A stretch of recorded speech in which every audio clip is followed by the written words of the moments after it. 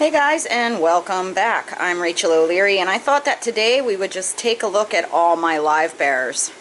Now, historically, I don't work with a ton of Livebearers because my water is relatively dilute and I need to make things a bit harder for them in order for them to not have issues with their health long term. That being said, I have made it a priority to maintain a few different colonies of wild Endlers, which is what these are, Endlers Livebearers, Poecilia wingii, and I just think they're really cool, and they're very, very petite. You have to admit they are super, super cute. In particular, I find that groups of males are really well suited for a small aquarium, though I would caution you that if you're going to work with Endlers, you need to have a plan for all the fry because they do breed exceptionally readily, just like guppies. So that's why I say males in a small aquarium. Next door we have my least killifish, Heterandria formosa.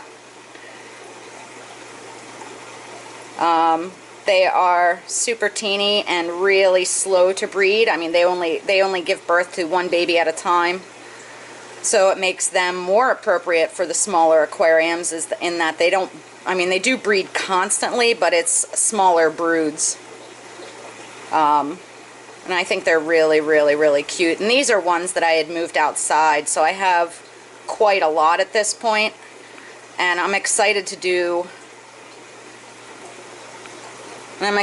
some sort of dedicated setup for them some point in the near future. This is a big, well, big being relative, a female right there. Now these guys can be a bit shy, whereas the Endlers seem to be absolutely outgoing. And these guys really appreciate more plant cover as well. Let's go look at my wild guppies.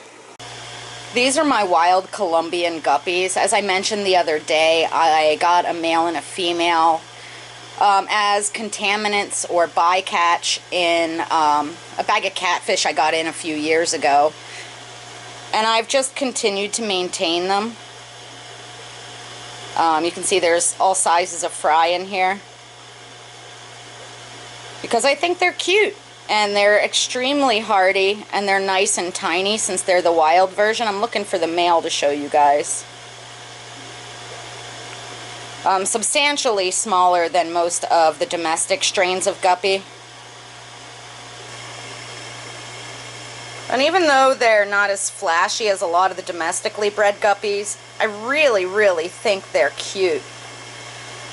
So I've just continued to maintain them. Even though they're probably nothing special, they're most likely just a feeder guppy type, I still think they're cool, and they've done really well in this little nano.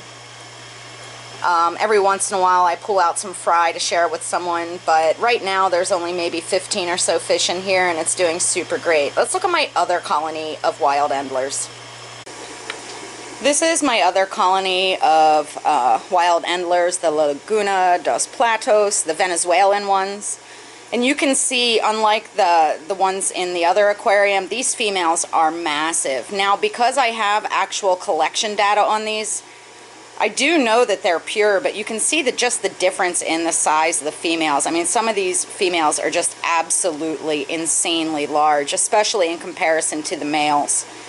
And again, this is a good example of why you need to have a plan for the fry, because this is a whole heaping helping of small Livebearers.